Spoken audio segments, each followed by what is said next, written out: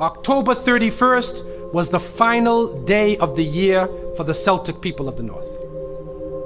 And that day was called the day of Samhain. And this individual, wal-iyadhu billah, was supposed to be their god of the spirits of the dead, of evil again. And according to their belief, the evil spirits would rise to the surface and would terrorize people on that evening.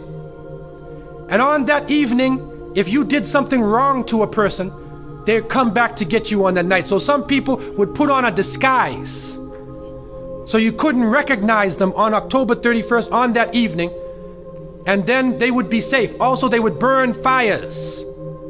Now the only thing we find left of that is the jack-o'-lantern that they would put inside of their window, made from the pumpkin. What actually happened in Europe is that the church moved All Saints' Day, a day for the saints. They moved it from May 13th to November 1st in 1834 AD. And so what they said was that the 31st night is All Hallows Evening. All Hallows Evening, which in America later became known as Halloween. Halloween. And they depict the forces of evil. What is happening now is that the children put on disguises. They dress as little devils, little witches, as goblins, vampires, anything evil, and they go out. And now with the new American way, they do trick-or-treat. And they come to your house asking for food. And some Muslims, they send their little children and they're in little disguises. How are you going to dress and go out there? As little devils, little shayateen. And so to send a Muslim child out to trick-or-treat is a demeaning, lowering thing. You're asking them to beg people for food. Then they're dressed up as a way that they're not. Then when the candies and things come in the bag, how do you know what it is they actually gave you? Is it halal? Most of the candies today are made with gelatin, with glycerin. They're made with pork products. And what is also happening is that there are some evil, wicked-minded people who are attacking children on that night. And there are literally groups of Satanists who are capturing children, sacrificing the child on that evening of Samhain, supposedly to get more spiritual power. It's happening right now.